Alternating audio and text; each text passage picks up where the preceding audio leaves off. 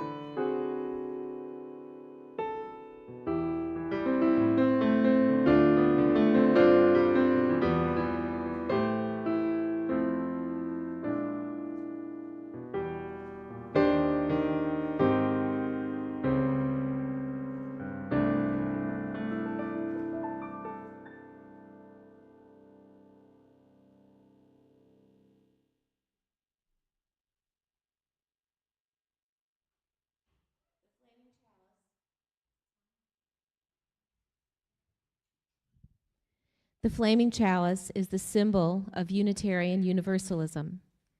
It suggests the transformations that take place when we are held within religious community. When we light the chalice in worship, we illuminate a world that we feel called upon to serve with love and a sense of justice. Please join us in lighting our chalice by reading together the words on the screen and in your order of service. We gather together this hour with joys and sorrows, gifts and needs. We light this beacon of hope, sign of our quest for truth and meaning, in celebration of life we share together.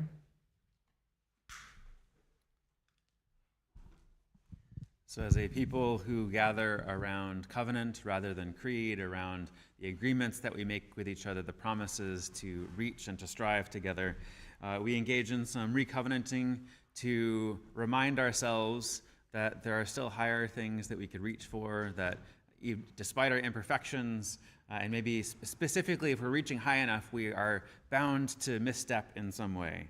And so the practice of just coming back together again, forgiving ourselves for whatever our missteps are, forgiving one another, and coming back into covenant with each other is a key Unitarian Universalist practice. So I'm going to read off a few bits of our covenant, and I would invite you to respond with, may we forgive ourselves and each other and begin again in love.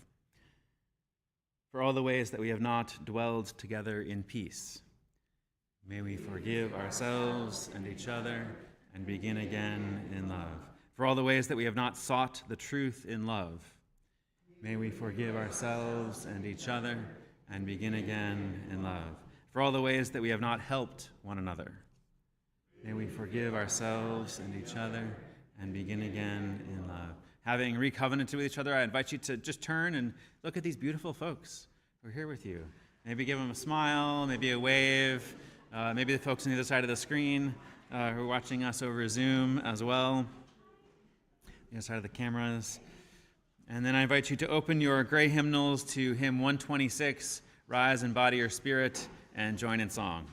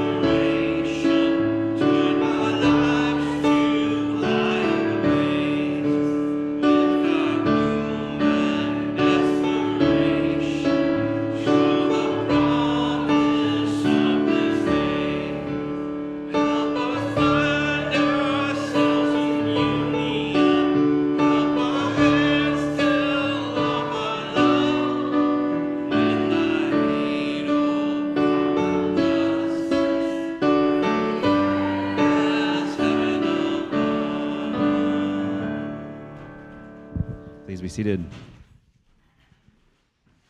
When we gather in time or space, there's the opportunity to reveal of ourselves, to offer what is going on in our hearts and our souls, to give it voice so that we can carry it together. And so I'm going to come around the room with the microphone. If you have a joy or a sorrow to share, I would just ask that you share your name with us so that we know who you are. Does anybody have a joy or a sorrow this morning? Yeah.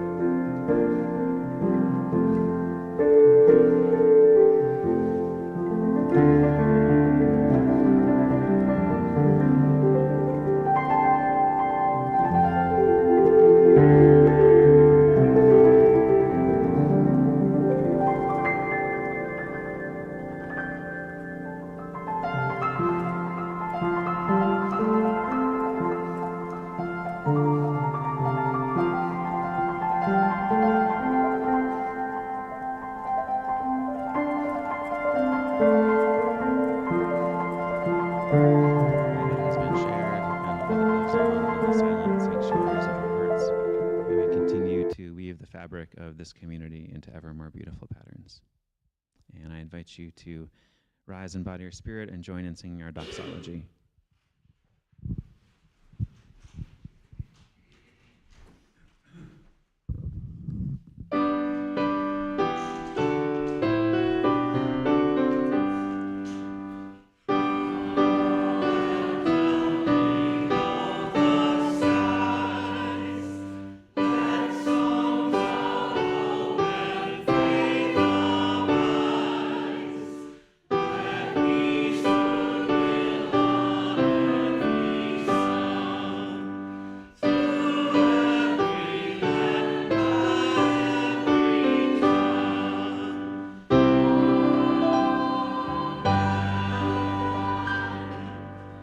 Be seated and open your gray hymnals to reading 567.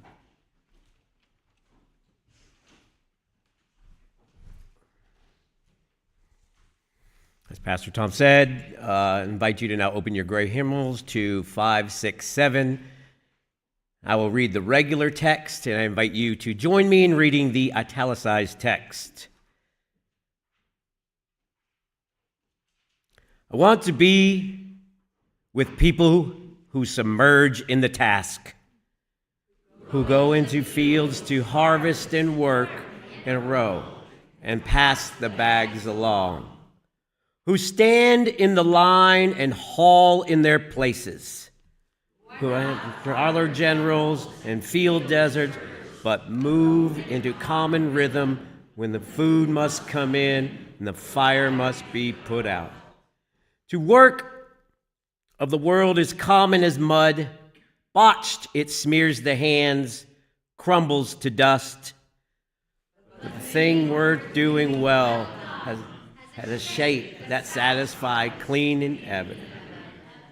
Greek amphoras for the wine or oil, Hopi vases that are held corn, are put in museums, but you know they are made to be used.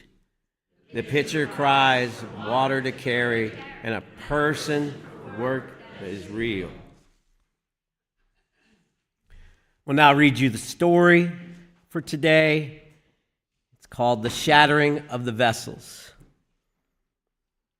At the beginning of time, before anything else at all existed, love was all there was, and it filled up everything in the whole universe.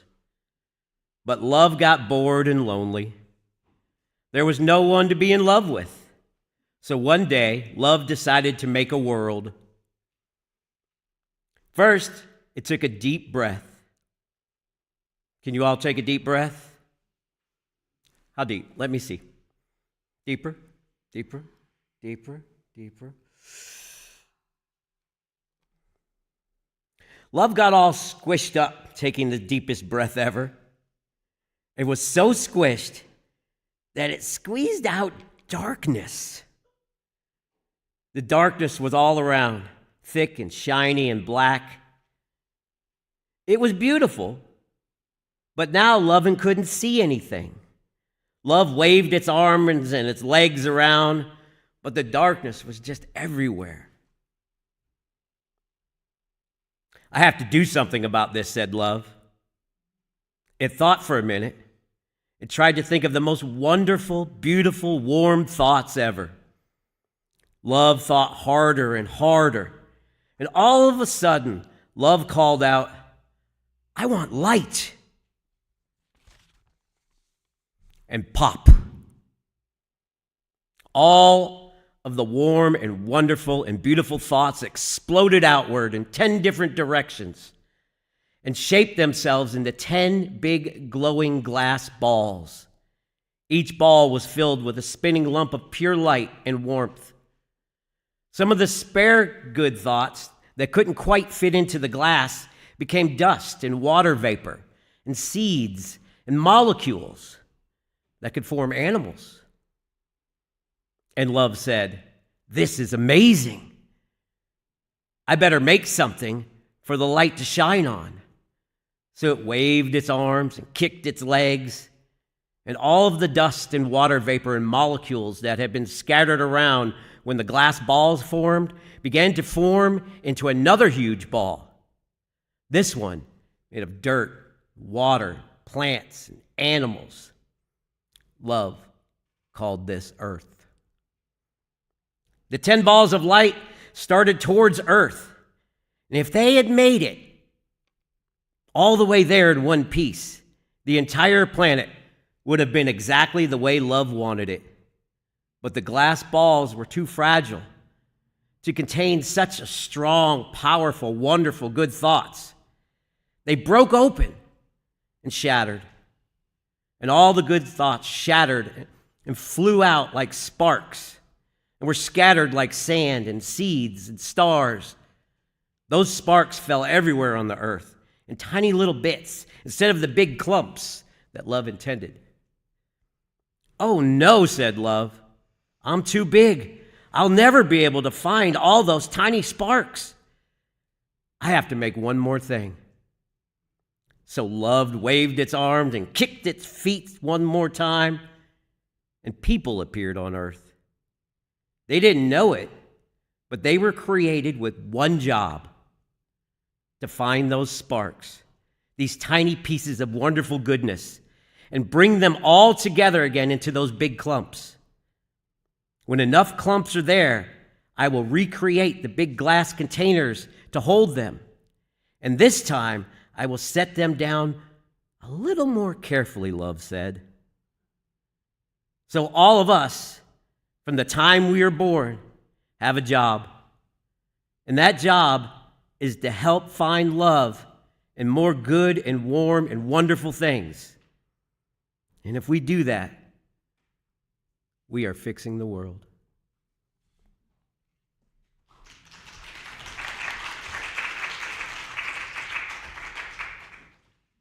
And now please rise and bow your spirit for our middle hymn, number 363, Hallelujah, Sang Stars. This one is not one that we've done before, to my knowledge, so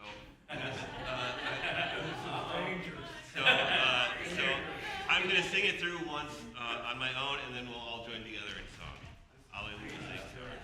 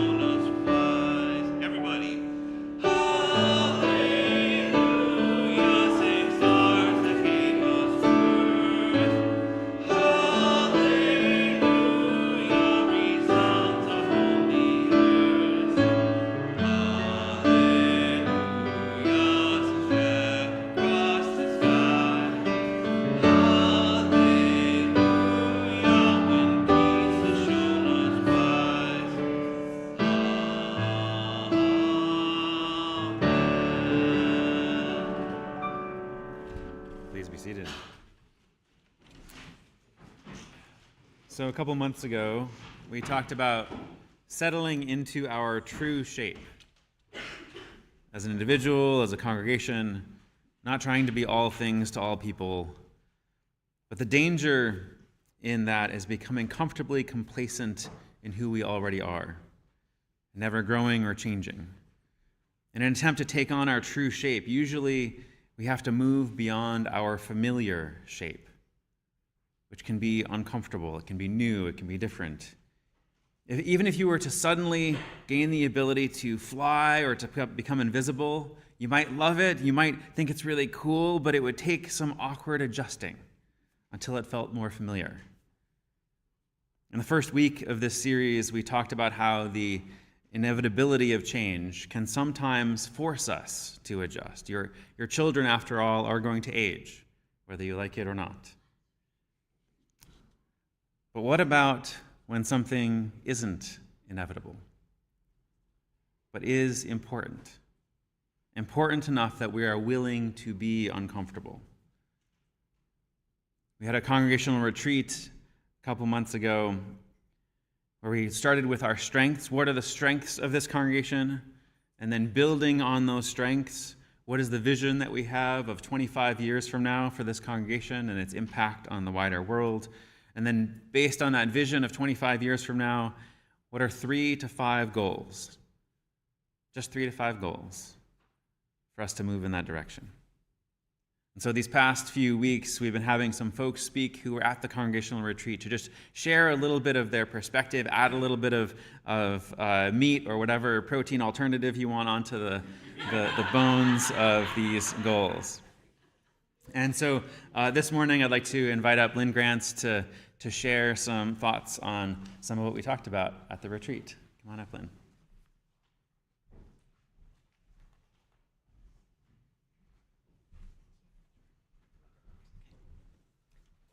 Good morning. Is this working? Can everybody hear okay? All right, so good morning, and thank you for letting me come up here. I appreciate Pastor Tom giving me a call a few weeks ago, and I have to say, he gave me a call a few weeks ago and said, hey, I'd like you to come and talk. We're having people come who are at the retreat and talk, and so I just kind of said, sure, I'd be glad to. And I got off the phone, I thought, what did I just say yes to? Should I have said yes? What am I supposed to do exactly? But then, like I do everything else, I said, you know what, I'll just deal with it when the time comes. I'll figure it out later. I put it on my Google Calendar and said, I'll worry about it.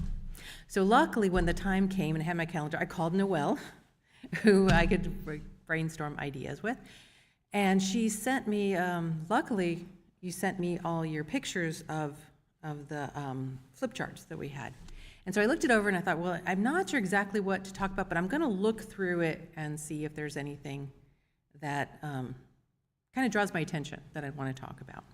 So I'm not nervous about talking in front of people because I've been an instructor for almost 30 years, and so lecturing, I kind of like to be back up here lecturing, but I'm always nervous about wasting people's time. So I'm actually set my timer so that I can know not to go over, and I do that with my students. Real quick background, I do teach, that's how Noelle and I met. We taught English to international students. And so I've been doing that for years in the States, outside of the States, and also I teach students how to teach English second language. And I was going to call Megan's not here. Megan was my student at the university. So Megan would be like, everything I say, she'd be like, yeah. I say, I love to talk, and she'd be like, yeah, she loves to talk. I love to tell stories, and she's like, yeah, she loves to tell stories. So I was looking this over, and I was thinking, sort of, kind of noticing there's a lot about community, that we had a vibrant community, a diverse community, and a welcoming community. And a lot of what we do when I teach my students at the university about teaching is that we talk about creating a community in the classroom. Communities just don't happen. You have to do things to create them. And so we spend a lot of time, day one, I talk with my teachers about, you gotta learn names. Names are so important if you're gonna connect the first day. And then I noticed on the flip chart, somebody's had name tags. They make sure everybody uses name tags. And I was looking through it again, and I was looking to see if anything stuck out to me. And the word curiosity was on there. And I thought, I like that, curiosity. Some other things were about, growing, learning new ideas, new perspectives. And I thought probably what they meant was curiosity in terms of ideas, right? I want to learn about Islam. I want to learn about, Sikhism. I want to learn, why some people are Republicans and not Democrats or something. But I was taking it a little different way. I took it in terms of curiosity about people. And I was thinking back at what are some of the things that you need in order to build community. And Connie, I don't think is here, but one day, and I can't remember what you had us do, you had us talk about something, and Connie gave a story about her Haitian neighbor. And one day their Haitian neighbor was sitting on the front step. And they were a little nervous, like, what's going on here? Why is this person sitting on the step? And she said, they talked to him, and he said, I noticed you haven't been around very much. And the second thing was, I wanted to see why. And I was thinking, those are the two things that we need. Number one, noticing. Do you notice? You can, again, this idea that community just doesn't happen. And one of the things to take into account is, are you noticing other people? Is somebody not there? Is somebody there? Is somebody sitting by themselves? Noticing. And then the second part is just simply being curious about that person. And what was I just saying? I had a couple of things written down I want to talk about. Again, just the idea of curiosity. So as Megan would say, she likes to tell a lot of stories, and I have a lot of stories. I've lived in the Middle East. I've lived in the former Soviet Union. That's sort of my favorite area, so different republics in Russia. Another thing is curiosity in terms of hospitality. We want to be a welcoming community. We want to be hospitable.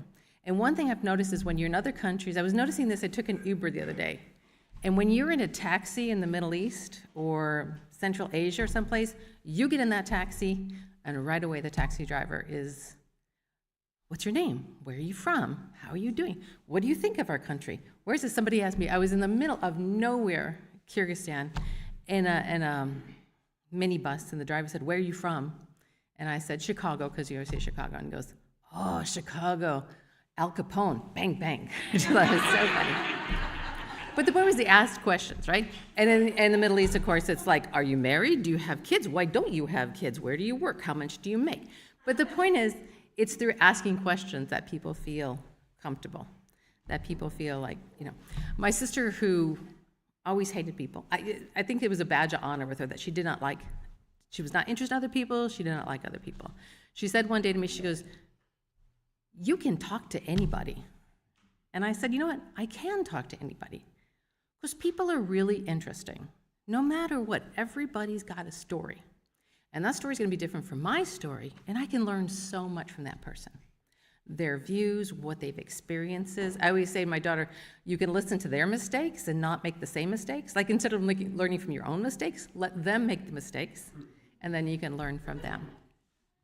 So again, I think it's just the idea, again, when in the classroom, when I try to get the students to create community, names, of course, are the first thing, and I say that you've got to get your students talking to everybody. Now, in the classroom, of course, it's easy to do this because you give them tasks to do, and they get to know everybody, and they feel comfortable with everybody. And I always say, I want my students to walk into the classroom and feel like they are happy to be there, and they're happy to see everybody. And one day, another instructor walked by, and she goes, every time I go by your classroom, it's like there's a party going on in there. And I say, yeah, because they know each other, they know about each other, and they're comfortable talking with each other. We can't do that, of course. I mean, we don't have sort of an instructor who's giving us tasks, but I think it's something to keep in mind about curiosity in other people. Always saying about the taxi drivers, when you go to another country, you're in a taxi, and they just ask you a ton of questions, and you get these great conversations. I was in an Uber the other day, and I sat down, and the driver said hi, and he just talked. He told me everything about his life until I got out of the Uber. Never said a word, never asked anything, but he just, so it's completely different from that sort of overseas where it's like they want to know about you. They're interested in knowing about you. So I was just thinking of that and just keeping that in mind as a way to create community, as a way to create connections, because welcoming is, you can be welcoming and you can smile and say hello, but that's not what we need in terms of having people around you who are diverse is the first step. But until you notice them and you're curious about them as people, then I think that it's not going to be that sort of vibrant community that we like. And that's it. And my 5 minutes are up. Thank you.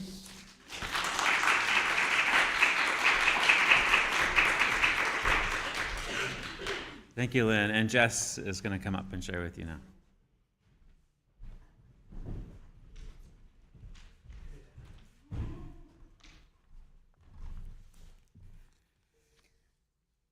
Hi, I'm Jess, Greenfield-Hillesland. I am not an instructor, and I do not feel comfortable up here. I have notes very well written out here, and I don't feel like it's so easy going on the last weekend of this round of congregational contributions to discuss the retreat reflections. Feels like a very tough act to follow after everybody has gone. I have watched the services each Monday. I haven't been able to be here the last 2 Sundays. I do appreciate the tech team for those videos that I get to watch every Monday when I can't be here. Seems like Pastor Tom is exposing a number of folks to the pulpit. Maybe his stealth or not so stealth way of starting out lay-led service training. A number of you have talked about new member and visitor mentoring program that we came up with at the retreat. That's what I wanted to talk about too. And I'm very excited that so many people have enthusiasm about that idea. But since we've heard a lot about that goal, I thought that I would focus on something else today. If you are newer to this church, have you ever heard about a volunteer service or fundraising event during Joys and Concerns and wondered, how did I miss that? Was there an announcement? I really wanted to participate. Where was that posted? How do I get on that list? Or if you're me, I'm on that list. And I simply am in awe of how people can manage to do so many things. This congregation has the good fortune of having a core group of members that work very diligently on church business and events. Not everyone can make the same choice that this group of people has made to spend their time outside of work in service of this church. As a new member, it feels like the value proposition of membership here is that all of your extracurricular time can be filled with activities and meetings at the church. Can be. It can, and they try. The more, the better. I started coming to the church in October of 2023, and I joined membership in the spring of 2024. You got me fast. I come most Sundays except when I have family in town or I'm getting a new kitten like I was last Sunday. I've many pictures, maybe 150 already. I've been a regular in Spirit Circle and facilitated several times. I'm on the Faith in Action Committee. I was a founding member of the Communications and Outreach Ministry, although I've stepped away. In November, I was asked to serve on the Ministerial Search Committee to find our next pastor. I attend a couple events a month, but I don't do something every week and not multiple times a week. I have a husband that doesn't belong to this church, a 12-year-old stepson who we have every other weekend. I have an adult daughter and a father who live in Chicago who I try to see regularly. I work out 5 days a week. I cook most of my meals at home. And frankly, I just like being at home. At some point early in my time here, I felt it necessary to say out loud, I love it here, but I cannot commit that kind of time that you do to some of the members that I've talked about. I'll be here on Sundays and volunteer when I can, but I won't be here multiple days a week on a regular basis. That's just not how church will fit into my life. In my heart and how I value time, I'm very connected and involved in this church. However, I don't feel that's how I'm seen by the longtime members. It's like I'm the new kid trying to fit in. It's like no amount of time I do is enough. And I don't have a map to the finish line. Just being vulnerable and honest here. My feedback isn't well received. It's frequently held up to a story about the past or another longtime member as a comparison to how much that person does in the church. Like my idea is only worth the time I contribute, or maybe the length of my membership. I don't know. There's just a lack of clarity about how I can share feedback, get answers, move the needle, make an impact. That's why hearing about how little change in church structure from the mid-20th century to the 21st century resonated so much for me in a recent service. In that service, we learned between 1950 and 1970, 70% of the population belonged to congregations. There was abundance of skilled labor done by women in the church who were not doing work outside the home. Today, even though congregations are no longer an assumed part of people's lives, there is not the free labor pool once available. The traditional board committee structure remain the same. These structures are set up to resist change and preserve tradition. It makes it so people who are comfortable with those traditions stay and those who are not leave. New members and visitors have little impact on conversations around preference or change because the structures are set up to maintain the status quo. When I shared my thoughts for this morning with Pastor Tom about trying to feel like a part of the congregation, he said the image of that self-propelled merry-go-round at the park came to mind. Once the kids have gotten it started, it speeds up and it's sort of tricky for somebody else to get on. And it's helpful to slow down if anybody else needs to hop on.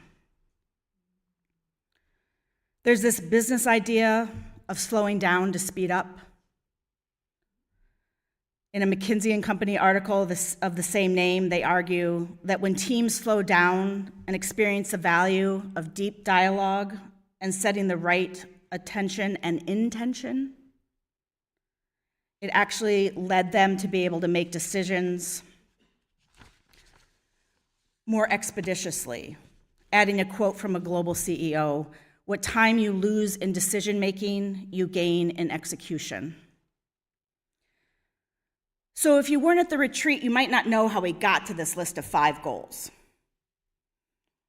There were groups of us at tables tasked with generating ideas that would support the growth of the congregation towards this vision of 2049.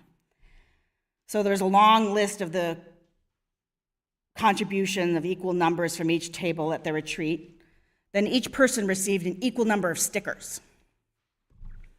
We each got to vote for our preferred goals to move forward. We could vote multiple times for one goal. So if I got 7 stickers, I could put 7 stickers on one goal. I could weight that sucker. The goals with the most stickers would move from the retreat easel to the board for future planning. The facilitator, Luke Bauman, suggested, I hope I said his name right, Bauman? Luke Bowman. Sorry, Luke. Suggested we identify 3 goals and said we could have 5 if we must. No surprise, this group decided on 5, not 3, but 5. Luke knew some people in the room might feel overwhelmed by adding these new goals to what we already knew was a lot of work at the church. So he reminded the group not to do all 5 at once. These are the goals for the next few years. It is for the board to decide what sequence that makes sense to address each. Sounds to me like that advice we received was something like, don't go too fast. Take your time to decide what is best before you forge ahead. Go slow, be intentional to set the right attention and intention. We spent a lot of collective time, new members and longtime members alike, with a paid outside facilitator at this retreat. I hope we heed his advice and not try to do all 5 things at once, so that we can take the time we need to make inclusive decisions for our collective futures.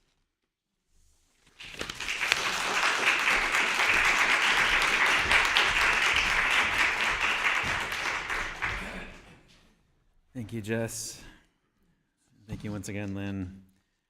So I believe I've said in the past, I've talked about this bike trip that I went on, this long distance bike trip, from New York City to New Orleans, and I did a bunch of reading online back in the wild old days of the internet in 2003 about what people should bring or not bring, and one of the pieces of advice that I came across was just take the things that you want to bring, that you feel like you need to bring on the bike trip, and lay them all out on the floor, and then take half of them away.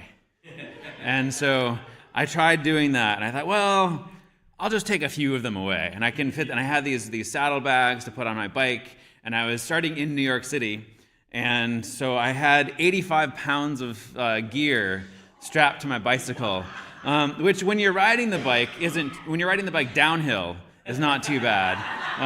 When you're riding the bike uphill, it's a little bit more challenging. And when you're trying to cross the Hudson River by lifting your bicycle over the path-trained turnstiles, it can be particularly challenging. So I ended up, as I went along, getting packages together and mailing them to other folks to could you hold onto this? It turns out I don't actually need it as badly as I thought I did. There's an online meme that there's a bunch of different versions of that some of you might have seen that says, choose your battles. No, that's too many battles. Put some back. Or another version, pick your battles. Nope, that's too many battles. Put some back. Pick fewer battles. Or pick, that's too many. There's a bunch of different ways of phrasing it that you can find. But I think it points to this whole finding our true shape theme of the service, of this whole series. There's that line in the responsive reading that Tony led us in this morning that we've been doing for this whole series, where Marge Piercy writes, "The thing worth doing well done has a shape that satisfies, clean and evident." So what is something for you that you do around here that has a shape that satisfies? And if this is your first time here this Sunday, maybe something in your own life over this past week. Something that just has a shape that satisfies. That's evident in and of itself, without needing to be bigger or grander or something other than what it already is. When we look at the enormity of the world's ills, it's very tempting to try to do everything. I was canvassing before the election in North Carolina and was there for 8 days beforehand and knocked on a bunch of doors, talked to a bunch of people, and as the election results were coming in and we were talking with each other, one of the things that a few people said was just, well, seeing the election results, it just sends me a message that I really have to work harder. I don't know if that's possible. For some people, maybe. But for the folks who were there, who had made the trek to North Carolina to do door knocking for a week or 2 weeks or whatever it was, who are already volunteering outside of the regular day job or organizing for the regular day job, working 60-hour weeks or so, I don't know that harder is the way out or the way through. What is needed is a reinvention. As Jess mentioned, the way that church was done in the 1950s matched the society of the time. So what form of church would match the society of this day and age? It would be foolish to start from scratch, which is why the retreat was set up the way that it was. So that we're not trying to take on some radically new shape, but we started with the strengths that we already have as a congregation and built from there into the vision of where we might go, and built from there into, okay, what are the goals that will take us there?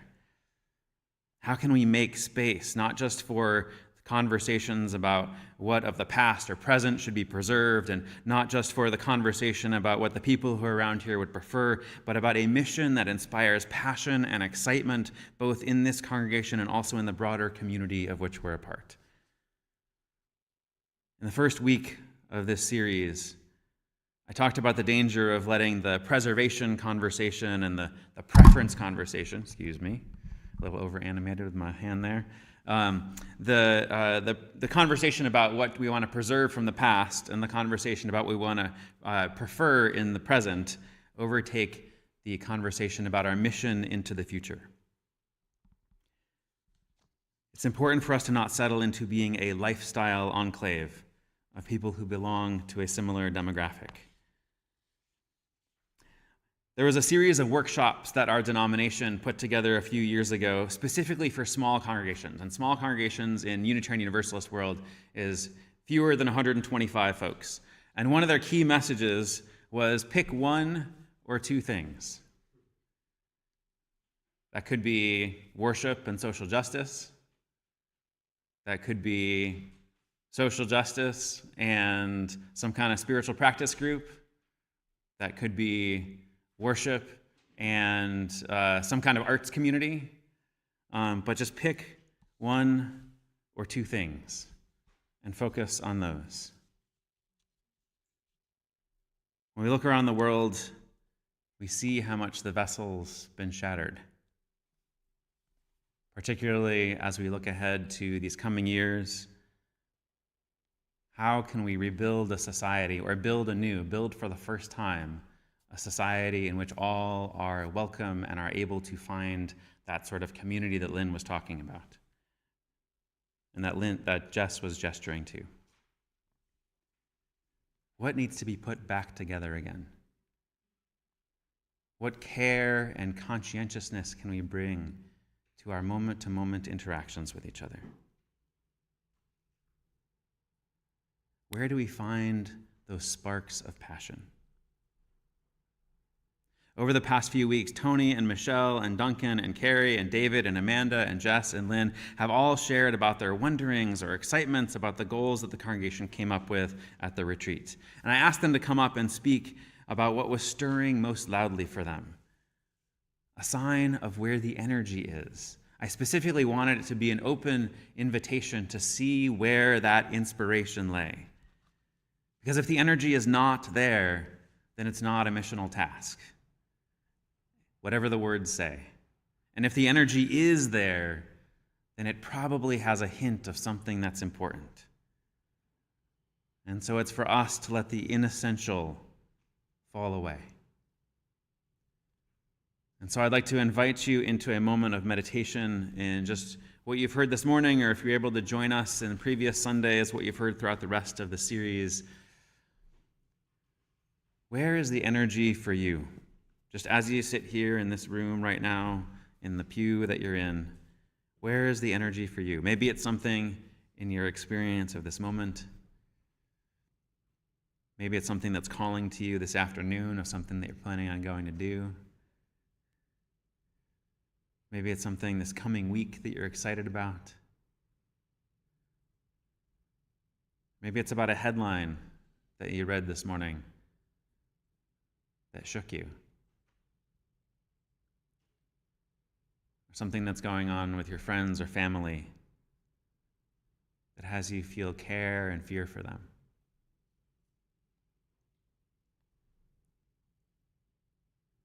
Maybe a loss that you experienced recently or that you anticipate. Or maybe some kind of deep longing for something, whether it's community or partnership or thriving in your career. Where is that spark?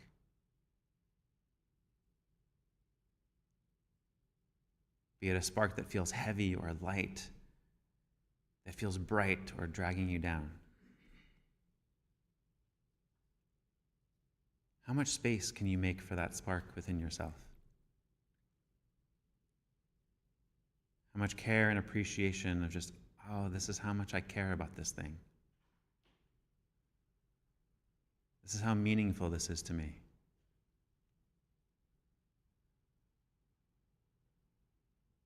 What does that tell you about the next steps for you as you walk out of this room this morning? How to hold what you care about? How to weave your own heart and soul into your living in the world?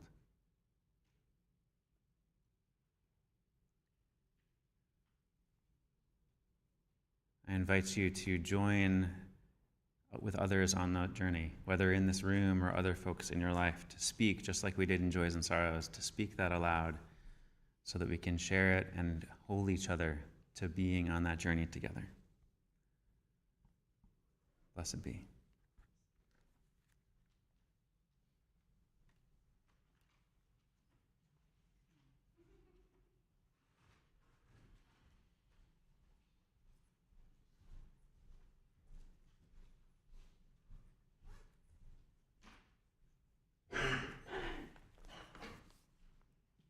We choose to welcome the Spirit of life. Join in our aliveness and share our resources. This month, we are sharing our Loose Change for Social Change offering with Hearts in Motion. This is our last Sunday collecting to help Hearts in Motion provide a better Christmas for abused women and their children. The money in the baskets goes to sustaining the mission of our congregation. The money in the cups goes to Hearts in Motion. For those not with us in person today, there is an online link for both one-time and regular donations. May I have 4 volunteers to carry the baskets and cups?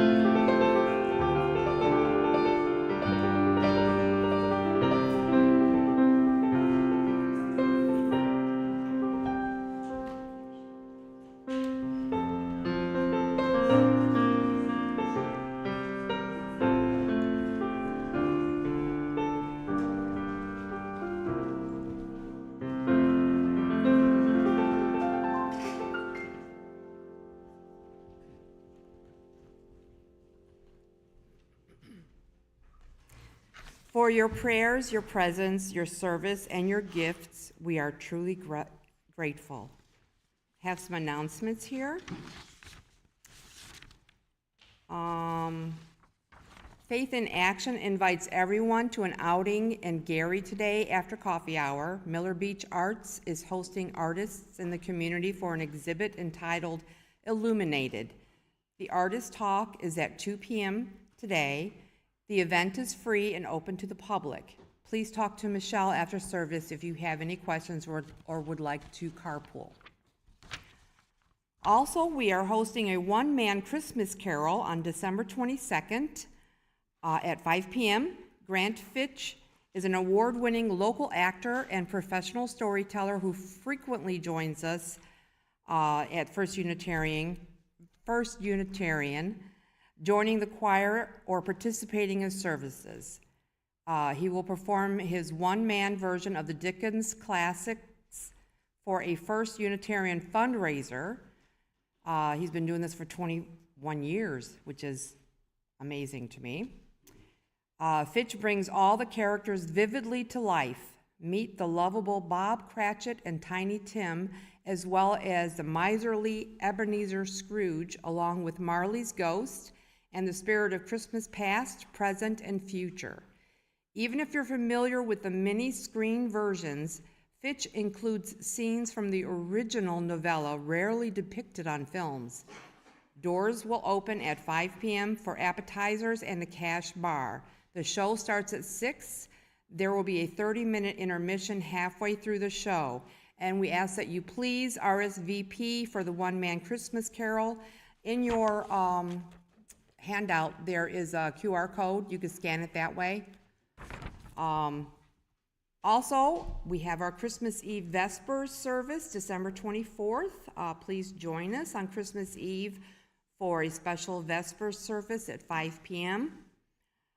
It will be filled with music, candlelight, reflection, and our choir.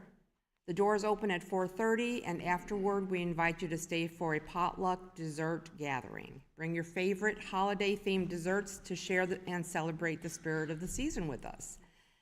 On January 4th, from 2:30 to 4:30, there will be a lasagna blitz bake-off.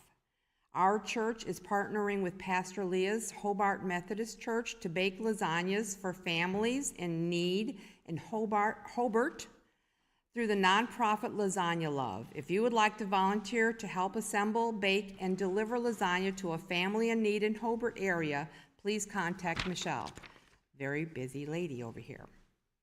We are still taking orders for our 2025 printed church calendars. December 15th, Faith in Action invites everyone. Oh, I already mentioned that, pardon me. The Common Readers Book Group will not have a book in December. They will resume meetings January 8th, 2025. Pastor Tom holds a weekly 90-minute Bible study gathering in this church's Zoom room. Take a look at the upcoming for details and bring all your friends. December 21st is a Yule ritual. The CUUPS group will be hosting a Yule ritual on Saturday, December 21st at 6 p.m. at the church. Yule celebrates the winter solstice, the longest night of the year, and the rebirth of the sun. Everyone is welcome to join us for this sacred celebration as we honor the turning of the seasons and welcoming the returning light. Now please rise in body and spirit to join in singing 131, Love Will Guide Us. We will do an additional verse for this one that's not in your hymnals. It will be on the screen, so watch for it. It'll be the third verse. Away.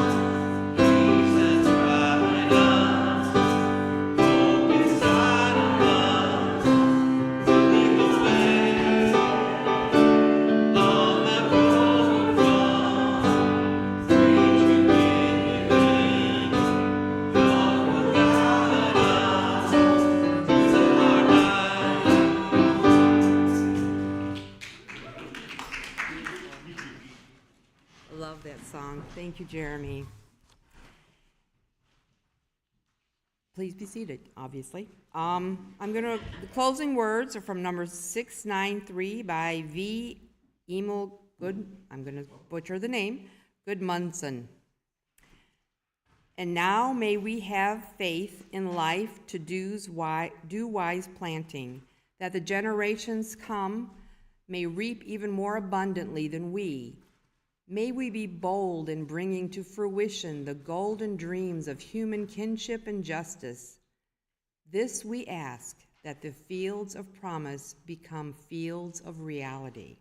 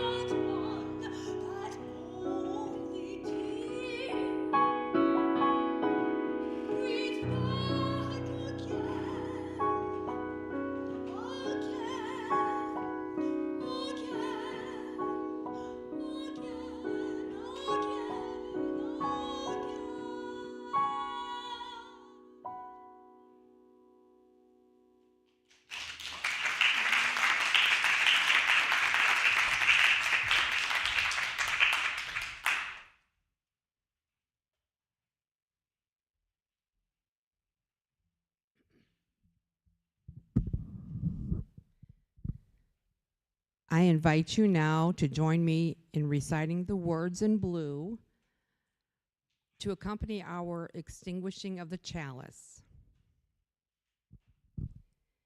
May we continue to carry in our hearts the light of truth, the warmth of communion, until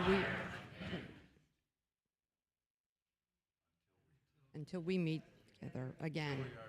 Pardon me. Thank you for that cue. Please join us in the community hall.